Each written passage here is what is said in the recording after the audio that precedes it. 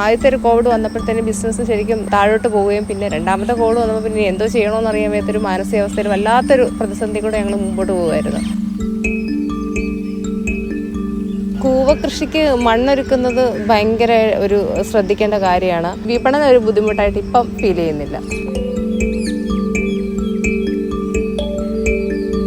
ഇത് നമ്മൾ കൂവയ്ക്കിടയ്ക്ക് ബന്ദി കൃഷി ചെയ്യുന്ന ഒരു പുരയിടമാണ്. തമിഴ്നാടാണ് നമ്മുടെ ബോർഡറെങ്കിലും തമിഴ്നാട്ടിൽ നിന്നാണ് ഫുള്ള് പൂ വരുന്നത്. ഇത് ശരിക്കും പറഞ്ഞാൽ ലാഭത്തിനെക്കാട്ടിലൊക്കെ ഉപരി ഇത് കാണുമ്പോൾ ഒരു സന്തോഷമാണ്. ഇന്നലെ കൂടെ ഞാൻ പറഞ്ഞത് നമ്മൾ എടുത്ത് ഓണത്തിന് വെച്ച് ആൾക്കാർക്ക് കൊടുക്കുമ്പോൾ ഒരു വല്ലാത്തൊരു സന്തോഷം, ഒരു ആ ഓണം വരിക എന്നുള്ള ഒരു ഇത് വരുന്നത് ആ പൂ നമ്മൾ ചെയ്യുമ്പോഴത്തേക്ക് ഭയങ്കര രസമാണ്. അതൊരു പറഞ്ഞറിയിക്കാൻ വയ്യാത്തൊരു സന്തോഷമാണ്.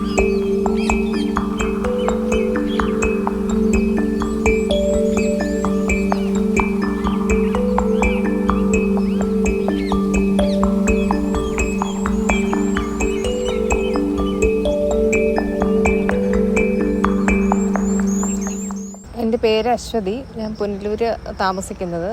നമ്മൾ പാട്ടത്തിനെടുത്ത് കൂവ കൃഷി ചെയ്യുന്ന പുരയിടമാണ്. ഇതൊരു 50 സെൻറ്റ് പുരയിടമുണ്ട്. ഇവിടെ നമ്മൾ കുറച്ച് ബന്ദി ഇട്ടിട്ടുണ്ട്. 4000 മൂട് നമ്മൾ മൊത്തത്തിൽ ഇട്ടേക്കുന്നത്. അതിനകത്ത് കുറച്ച് ഇവിടെ ഇട്ടിട്ടുണ്ട്. ഇതിപ്പോൾ ഒരു 5 മാസം ആയ കൂവച്ചെടികളാണ് ഇവിടെ നിൽക്കുന്നത്. ഇത് നമ്മൾ എടുത്ത് പ്രോസസ്സ് ചെയ്തിട്ട് നമ്മൾ കൂവപ്പൊടിയായിട്ട് വിവൺ ഓർഗാനിക് എന്ന് പറയുന്ന ഒരു ബ്രാൻഡിൽ സെയിൽ ചെയ്യാറുള്ളത്. 9 മാസം ആകുമ്പോഴത്തേക്ക് പൂർണ്ണമായിട്ട് വളർച്ചയെത്തും. അപ്പോൾ ഇതെല്ലാം പട്ട് ഇഞ്ചി താഴോട്ട് വീഴുന്ന മാതിരി തന്നെ വീണ് അതിനുശേഷം അത് നമ്മൾ കിളച്ചെടുക്കുക ചെയ്യുന്നത്. കൃഷി ശരിക്കും പറഞ്ഞു കഴിഞ്ഞാൽ ഹസ്ബൻഡിൻ്റെ വീട്ടിൽ കൃഷിയായിട്ട് ബന്ധപ്പെട്ട ഒരു കുടുംബമാണ്. കാർഷിക വൃത്തി കൂടെ തന്നെ അവർ ജീവിച്ചു വന്നിരുന്നത്. പിന്നെ എൻ്റെ വീട്ടിലും കൃഷി എല്ലാവരും ചെയ്യുമായിരുന്നു. പിന്നെ സ്കൂൾ തൊട്ട് ഞാൻ കൃഷി ചെയ്യുമായിരുന്നു. അതൊരു ഇഷ്ടമായിരുന്നു അത്.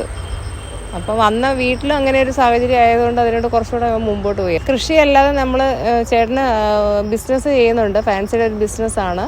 അപ്പം ശരിക്കും പറഞ്ഞാൽ കോവിഡിൻ്റെയൊക്കെ ഒരു ടൈം ആയപ്പോഴത്തേനും ഞങ്ങൾ ഇന്ന് സ്റ്റക്കായി. കാരണം ആദ്യത്തെ ഒരു കോവിഡ് വന്നപ്പോഴത്തേനും ബിസിനസ് ശരിക്കും അങ്ങ് താഴോട്ട് പോവുകയും പിന്നെ രണ്ടാമത്തെ കോവിഡ് വന്നപ്പോൾ പിന്നെ എന്തോ ചെയ്യണമെന്ന് അറിയാൻ വയ്യാത്തൊരു മാനസികാവസ്ഥയിൽ വല്ലാത്തൊരു പ്രതിസന്ധി കൂടെ ഞങ്ങൾ മുമ്പോട്ട് പോകുമായിരുന്നു. അന്നേരം ഞാൻ വ്യവസായ വകുപ്പിൻ്റെ ഇടയ്ക്കൽ പോയി. അന്നേരം വ്യവസായ വകുപ്പ് ഒരുപാട് സംരംഭങ്ങൾ സ്റ്റാർട്ട് ചെയ്യുന്നതൊക്കെ അറിഞ്ഞ് അങ്ങനെ പോവുകയും അവിടെ നിന്ന് ഒരു ഫാൻസിയുടെ മാനുഫാക്ചറിങ് യൂണിറ്റ് ഫസ്റ്റ് സ്റ്റാർട്ട് ചെയ്തു. അന്നേരം അവിടെ വെച്ചിട്ട് കുറേ ക്ലാസ്സുകളൊക്കെ കിട്ടി. അവിടെ നിന്ന് ഒരുപാട് ക്ലാസ്സുകൾ വരുന്നുണ്ടായിരുന്നു. അപ്പോഴാണ് ഇനി കൃഷിയുമായിട്ട് മുമ്പോട്ടുള്ള ജീവിതമായിരിക്കും കുറച്ചുകൂടെ ബെറ്റർ എന്ന് തോന്നുകയും അതിനകത്തോട്ട് ഞാനിന്ന് മാറി ചിന്തിച്ചിട്ട് ഇങ്ങനെ വാല്യൂ അഡീഷൻ ചെയ്യണമെന്ന് ആഗ്രഹിച്ചപ്പോൾ എന്ത് ചെയ്താലും വ്യത്യസ്തമായിട്ട് എല്ലാവരും ഒരാളെ കോപ്പി ചെയ്ത് പോകുന്ന ടൈമിൽ എന്തോ ചെയ്ത് വ്യത്യസ്തമായിട്ട് ചെയ്യാൻ പറ്റുന്ന എന്താണ്. അപ്പോൾ എനിക്ക് കൂവയുടെ പ്രോസസ്സിങ് കാര്യങ്ങളും കൃഷിയൊക്കെ ചെറുതിലെ അച്ഛൻ പഠിപ്പിച്ച് തന്ന് നന്നായിട്ട് അറിയായിരുന്നു. അപ്പം ഞാനിങ്ങനെ ഒന്ന് ആലോചിച്ചു, ഹസ്ബൻഡിനോട് ചോദിച്ചു, അവിടുത്തെ ഓഫീസേഴ്സിനൊക്കെ ചോദിച്ചപ്പോൾ അവരെല്ലാം പറഞ്ഞു നല്ല കാര്യം എന്ന് പറഞ്ഞു. അതൊരു നല്ല ഡിസിഷനായിരുന്നു എന്ന് ഇപ്പോൾ എനിക്ക് തോന്നുന്നു. അപ്പം നല്ല സക്സസ് ആയിട്ട് പോകുന്നു. അപ്പോൾ നമ്മളുടെ പ്രോഡക്റ്റ് കേരളത്തിലെ മുഴുവൻ കൃഷി പോയിന്റിൽ ഈ വർഷം ഓണച്ചന്തയ്ക്ക് പോയിട്ടുണ്ട്.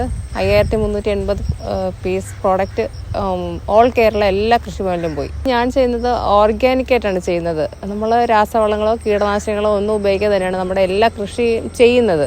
അതിനോടൊപ്പം കൂവയും അതുപോലെ തന്നെയാണ് ചെയ്യുന്നത്. അപ്പം കൂവയ്ക്ക് നമ്മുടെ ഇന്നത്തെ തലമുറയ്ക്ക് ഉണ്ടാകുന്ന ഒരുപാട് രോഗങ്ങളിൽ നിന്ന് കരകയറാൻ വേണ്ടിയിട്ട് ഈ കൂവപ്പൊടി കൊണ്ടുള്ള പായസം അല്ലെങ്കിൽ കുറുക്ക് അല്ലെങ്കിൽ സൂപ്പ് അങ്ങനെ ഒരുപാട് ആഹാര സാധനങ്ങൾ ഉണ്ടാക്കി കഴിച്ചു കഴിഞ്ഞാൽ നമ്മുടെ ശരീരം നന്നായിട്ട് അതുമായിട്ട് യോജിച്ച് നമ്മുടെ അസുഖങ്ങളെ മാറ്റി നിർത്തും. അപ്പം നമ്മൾ ചെയ്യുന്ന ഒരു കാര്യം മറ്റുള്ളവർക്കൂടെ ഉപകാരമാകണം എന്നുള്ള ഒരു ചിന്തയും ഉണ്ടായിരുന്നു ഇതിൻ്റെ പിന്നിൽ.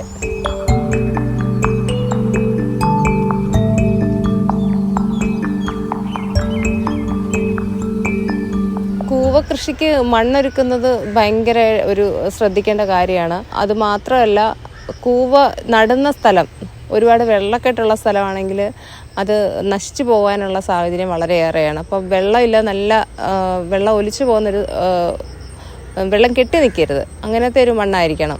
പിന്നെ നമ്മൾ എന്താ പറയുക, ഒരു ഷെയ്ഡ് വേണം. ഒരുപാട് നമ്മളതുകൊണ്ട് ഇപ്പോൾ തന്നെ കുറച്ച് വാഴ ഇട്ടിട്ടുണ്ട്. ഇത് ഇച്ചിരി കൂടെ വേനലാകുമ്പോൾ പൊങ്ങി കിട്ടാൻ വേണ്ടിയിട്ട്. അപ്പം ഒരു ഷെയ്ഡിലുള്ളിടത്താണെങ്കിൽ നല്ല വളർച്ചയുണ്ടാവും. അതേസമയം ഭയങ്കരമായിട്ടുള്ള വെയിലുള്ളിടത്താണെങ്കിൽ അതിന് വളർച്ചയ്ക്കൊരു ശകലം ബുദ്ധിമുട്ട് കാണിക്കാറുണ്ട്. വെള്ളം നമുക്ക് തുടക്കത്തിൽ ഇപ്പം നമുക്ക് ഈ വർഷമൊന്നും അതിൻ്റെ ഒരു ബുദ്ധിമുട്ടേ വന്നിട്ടില്ല. തുടക്കത്തിൽ മഴ കിട്ടിയ ശേഷമാണ് നമ്മൾ കൃഷി സ്റ്റാർട്ട് ചെയ്യുന്നത്. അതായത് വേനൽക്കാലം അങ്ങോട്ട് തീർന്ന് ഒരു പുതുമഴ പെയ്ത ശേഷം കിളയ്ക്കുക, നടുക, ഇതാണ് നമ്മളുടെ ഒരു രീതി. അപ്പം ആ ഒരു നനവ് മാത്രം മതി കൂവ കിളിക്കാൻ വേണ്ടി. പിന്നെ ഒരു തുള്ളി പോലും വെള്ളം വേണ്ട ഇതിന്. പിന്നെ നമുക്ക് കിട്ടുന്ന വെള്ളം ഭൂമി കിടക്കുന്നത് വെച്ച് കൂവ വളർന്നോളും. വളപ്രയോഗം എന്ന് വെച്ച് കഴിഞ്ഞാൽ നമ്മൾ കോഴിക്കാഷ്ടം, അതുപോലെ തന്നെ ആട്ടിൻ പുഴുക്ക, അതുപോലെ ചാണകപ്പൊടി, പിന്നെ വേപ്പിൻ പിണ്ണാക്ക്, ഇതൊക്കെ മിക്സ് ചെയ്ത് ഒരു 3 പ്രാവശ്യമായിട്ട് നമ്മളിതിന് കൊടുക്കും. തുടക്കത്തിലും പിന്നെ ഇടയ്ക്ക് 2 മാസം ഗ്യാപ്പായിട്ട് നമ്മളത് ഇട്ട് കൊടുക്കുകയാണ് ചെയ്യുന്നത്. എന്നിട്ട് നമ്മളത് മണ്ണ് അടുപ്പിച്ച് കൊടുക്കും. മണ്ണ് എത്രത്തോളം അടുപ്പിച്ച് കൂവയുടെ ചുവട്ടിൽ ചെല്ലുന്നോ അത്രയും ഇതിൻ്റെ കിഴങ്ങുകൾ ഉണ്ടാവുകയും ചെയ്യും.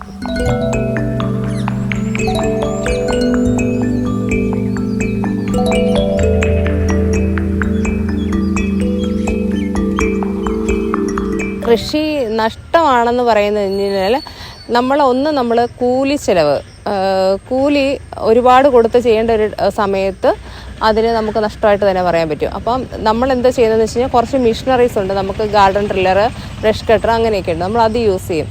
പിന്നെ രണ്ടാമത് വരുന്നതെന്ന് വെച്ച് കഴിഞ്ഞാൽ നമ്മൾ ഒരിക്കലും ഒരു പ്രോഡക്റ്റായിട്ട് നമ്മൾ കൊടുക്കുമ്പോഴത്തേക്ക് നമുക്ക് കുറച്ച് മാർക്കറ്റിൽ വില കുറവായിരിക്കും. ഇപ്പോൾ കൂവ കിഴങ്ങായിട്ട് കൊടുക്കുമ്പോൾ നമുക്ക് അത്രയല്ലേ കിട്ടുള്ളൂ. അതേസമയം നമ്മൾ ഓരോ കൃഷി സാധനങ്ങൾ എന്തും ആയിക്കോട്ടെ അതിനെ നമ്മൾ വാല്യൂ ആഡഡ് പ്രോഡക്റ്റായിട്ട് നമ്മൾ വിപണിയിൽ എത്തിക്കുമ്പോൾ അതൊരു കർഷകന് ഭയങ്കര നേട്ടമാണ്. കൃഷി തൊട്ടിട്ട് അതിൻ്റെ എൻഡ് പാക്കിംഗ് വരെ ഓരോ ഘട്ടങ്ങളിലും നമ്മൾ മൈന്യൂട്ടായിട്ടുള്ള മിസ്റ്റേക്സ് നമുക്ക് ഉണ്ടാവാറുണ്ട്. നമുക്ക് എന്തെങ്കിലും ഒരു പ്രശ്നം വന്ന ശേഷം നമ്മളതിനെ സോൾവ് ചെയ്യുന്നതിനെക്കാട്ടിലും നമ്മൾ ആ ഓരോ ചെറിയ ചെറിയ സ്റ്റേജിലും ഇപ്പോൾ ഒരു പാക്കിങ്, ഇപ്പം ഞാനിപ്പോൾ ഒരു അയറൂട്ടിൻ്റെ ഒരു പാക്കറ്റ് എടുത്ത് പാക്ക് ചെയ്യുകയാണെങ്കിൽ തന്നെ ഞാൻ ആദ്യം ചെയ്യുന്നതെന്ന് വെച്ച് കഴിഞ്ഞാൽ നമ്മളൊരു ബാച്ച് എടുക്കും. ആ ബാച്ച് എടുത്ത് ടെസ്റ്റ് ചെയ്യും. ടെസ്റ്റ് വെച്ചാൽ നമ്മൾക്ക് തന്നെ എടുത്ത് ഉപയോഗിച്ച് നോക്കി അത് കൺഫേം ആണ്, യാതൊരു വിധത്തിലുമുള്ള ഒരു പ്രശ്നവുമില്ല എന്ന് ഉറപ്പ് വരുത്തിയ ശേഷമാണ് നമ്മളത് പാക്ക് പോലും ചെയ്യുന്നത്. അങ്ങനെ അതിൻ്റെ ഓരോ ഘട്ടത്തിൽ, അതുപോലെ തന്നെ നമ്മൾ ഉപയോഗിക്കുന്ന പാത്രങ്ങൾ സ്റ്റെയിൻലെസ് സ്റ്റീലിലാണ് ഉപയോഗിക്കുന്നത്. ഒരു കെമിക്കലായിട്ടുള്ള ഒരു കണ്ടാമിനേഷനോ കാര്യങ്ങളോ ഒന്നും ഉണ്ടാവാത്ത രീതിയിലാണ് അതിൻ്റെ പ്രോസസ്സിങ്ങും കാര്യങ്ങളെല്ലാം പോകുന്നത്. അങ്ങനെ ഓരോ സ്റ്റേജിലും നമ്മൾ വളരെയധികം ശ്രദ്ധിക്കും. ഫുഡായിട്ടുള്ളൊരു കാര്യം നമ്മൾ പുറത്തോട്ട് പോകുമ്പോൾ മറ്റുള്ളവർക്കൊരു ദോഷം വരില്ല എന്നുള്ള അതായത് നമ്മുടെ കുഞ്ഞുങ്ങൾക്ക് കഴിക്കാനായിട്ട് നമ്മൾ എങ്ങനെ എടുക്കുന്നോ അതുമാതിരി തന്നെയാണ് നമ്മളുടെ പ്രോസസ്സിങ്ങും കാര്യങ്ങളും. അത്രയും ശ്രദ്ധിച്ചാൽ മാത്രമേ നമുക്ക് ഇങ്ങനെയുള്ളൊരു കാര്യത്തെ മറ്റുള്ളവർക്ക് കൊടുക്കുമ്പോൾ ധൈര്യമായിട്ട് കൊടുക്കാൻ വേണ്ടിയിട്ട് പറ്റത്തുള്ളൂ. ആദ്യഘട്ടത്തിലെ വിപണനം നമുക്ക് പറഞ്ഞു കേട്ടുള്ള ആൾക്കാർ വന്ന് വാങ്ങിക്കുക അത്രയൊക്കെ ഉള്ളായിരുന്നു. അപ്പോൾ കുറച്ചൊക്കെ പ്രൊഡക്റ്റ് മിച്ചം വരുമായിരുന്നു. ഇപ്പോൾ നമ്മൾ കേരള സർക്കാരിൻ്റെ കേരള ഗ്രോ ബ്രാൻഡ് ചെയ്തിട്ടുണ്ട്. പിന്നെ കുടുംബശ്രീയിലെ അതിനകത്ത് രജിസ്റ്റർ ചെയ്തിട്ടുണ്ട്. കൂടാണ്ട് ഇപ്പം നമുക്ക് ഓൺലൈനിൽ ആമസോണിൽ നമ്മുടെ പ്രൊഡക്റ്റ് ലിസ്റ്റ് ചെയ്തിട്ടുണ്ട്. പിന്നെ അല്ലാതെ നമ്മളിപ്പം ഓരോ ഓൺലൈൻ ചാനൽ വഴിയും അത് കിസാൻ കൃഷിദീപം, ദൂരദർശൻ അങ്ങനെയൊക്കെ പോകുമ്പോഴത്തേക്ക് അവിടെ നിന്നൊക്കെയുള്ള എൻക്വയറീസ് വരുന്നുണ്ട്. പിന്നെ പത്രങ്ങളിലൊക്കെ ന്യൂസ് പോകുന്നുണ്ട്. അപ്പോൾ അതിൽ നിന്നൊക്കെ ഒരുപാട് വിളികൾ വന്നിട്ട് നമുക്ക് കൊറിയർ ചെയ്യാൻ പറ്റുന്നുണ്ട്. ഇപ്പോൾ അതൊരു വിപണന ഒരു ബുദ്ധിമുട്ടായിട്ട് ഇപ്പം ഫീൽ ചെയ്യുന്നില്ല.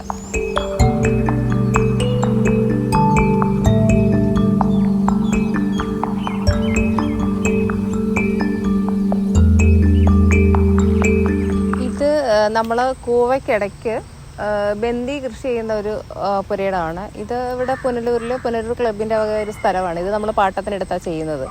അപ്പം ഇവിടെ നമ്മൾ വാഴ ഇട്ടിട്ടുണ്ട്, അതുപോലെ തന്നെ ബന്ദി ഇട്ടിട്ടുണ്ട്. ഇനി 9 മാസം കഴിയുമ്പോഴത്തേക്ക് നമ്മൾ പച്ചക്കറിയും ചെയ്യും. അങ്ങനെയാണ് നമ്മൾ എല്ലാ വർഷവും ചെയ്യുന്നത്, ഇടവേള കൃഷിയായിട്ട്. നമുക്ക് സ്വന്തമായിട്ടൊരു ഷോപ്പുണ്ട് ഇവിടെ പുനലൂർ തന്നെ. 2 ഷോപ്പുണ്ട്, വെറൈറ്റി എന്ന് പറഞ്ഞിട്ട്. ആ ഷോപ്പിൽ വെച്ചിട്ട് നമ്മൾ സെയിൽ ചെയ്യും. പിന്നെ നമുക്കറിയാവുന്ന ബാങ്കുകാർ, ഹോസ്പിറ്റൽ, അങ്ങനെയൊക്കെയുള്ള വലിയ സ്ഥാപനങ്ങളിൽ നിന്ന് ഓർഡർ കിട്ടാറുണ്ട്. അത് അവർക്ക് നമ്മൾ കൊടുക്കാറുമുണ്ട്. അപ്പം നമുക്ക് പൂവിൻ്റെ വിപണി അത്ര ഒരു ബുദ്ധിമുട്ട് ഫീൽ ചെയ്തിട്ടില്ല. തമിഴ്നാടാണ് നമ്മുടെ ബോർഡറെങ്കിലും തമിഴ്നാട്ടിൽ നിന്നാണ് ഫുള്ള് പൂ വരുന്നത്. ഇത് ശരിക്കും പറഞ്ഞാൽ ലാഭത്തിനെക്കാട്ടിലൊക്കെ ഉപരി ഇത് കാണുമ്പോൾ ഒരു സന്തോഷമാണ്. ഇന്നലെ കൂടെ ഞാൻ പറഞ്ഞത് നമ്മൾ എടുത്ത് ഓണത്തിന് വെച്ച് ആൾക്കാർക്ക് കൊടുക്കുമ്പോൾ അതൊരു വല്ലാത്തൊരു സന്തോഷം, ആ ഓണം വരിക എന്നുള്ള ഒരു ഇത് വരുന്നത് ആ പൂ നമ്മൾ ചെയ്യുമ്പോഴത്തേക്ക് ഭയങ്കര രസമാണ്. അതൊരു പറഞ്ഞറിയിക്കാൻ വയ്യാത്തൊരു സന്തോഷമാണ്. തമിഴ്നാട്ടിൽ നിന്ന് കുറച്ച് റേറ്റ് കുറഞ്ഞായിരിക്കും വരുന്നത്. പക്ഷെ അതുമായിട്ട് കമ്പയർ ചെയ്യുമ്പോൾ നമ്മൾ ഇവിടുത്തെ ലേബറുമായിട്ട് കമ്പയർ ചെയ്യുമ്പോഴത്തേക്ക് നമുക്ക് അങ്ങനെ ഒരു ലാഭമായിട്ട് നമുക്ക് ഫീൽ ചെയ്യത്തില്ല. എങ്കിലും ഒരു ഭയങ്കര സന്തോഷമാണിത്. അതുകൊണ്ട് നമ്മൾ നഷ്ടമാണെങ്കിലും ലാഭമാണെങ്കിലും ഒരിക്കലും അത് മാറ്റാതെ ചെയ്തുകൊണ്ടിരിക്കുന്നു. ഇത് കഴിഞ്ഞിട്ട് നമ്മളിപ്പോൾ കൂവയുടെ സീസൺ ഇപ്പോൾ 9 മാസമാകാൻ പൂർത്തിയായി. അപ്പോൾ നമ്മൾ ഇടയ്ക്ക് വാഴ കൊടുത്തിട്ടുണ്ട്. കൂടാണ്ട് നമ്മൾ ബാക്കിയുള്ള ടൈമിൽ നമ്മൾ പച്ചക്കറികളൊക്കെ ഇടാറുണ്ട്. പയർ, പാവൽ, പച്ചമുളക്, വഴുതന, വെണ്ട, അങ്ങനെ ഒരുവിധപ്പെട്ട എല്ലാം നമ്മൾ ആ ടൈമിൽ ചെയ്തെടുക്കാറുണ്ട്. സ്വന്തം ആവശ്യത്തിന് ചെയ്യാറുണ്ട്. നമ്മൾ ഓർഗാനിക്കായിട്ട് ചെയ്യുന്നത് കൊണ്ട് നമുക്ക് അതിനുള്ള കസ്റ്റമർ ഉണ്ട്. നമ്മുടെ ഷോപ്പിൽ വെച്ചിട്ട് തന്നെ നമ്മളതങ്ങ് സെയിൽ ചെയ്തു. അതൊരു വിപണന ഒരു ബുദ്ധിമുട്ടായിട്ട് ഫീൽ ചെയ്തിട്ടില്ല ഇതുവരെ. പെർ ഡേ ഇന്നലെയൊക്കെ 10-20 കിലോ പൂവ് കൊടുത്തു. പൂവ് 110 രൂപ വെച്ചിട്ടാണ് കിലോയ്ക്ക് ഇന്നലെ കൊടുത്തേക്കുന്നത്. ഓണാകുമ്പോൾ കൂടും. കഴിഞ്ഞ വർഷം നമുക്ക് ഞങ്ങൾ മൊട്ട് വരെ പിച്ചി കൊടുക്കുമായിരുന്നു. അതുവരെ വിറ്റുപോയി എന്നുള്ളതാണ്. മുട്ട് പോലും വെച്ചിരുന്നില്ല, തികഞ്ഞില്ല ശരിക്കും.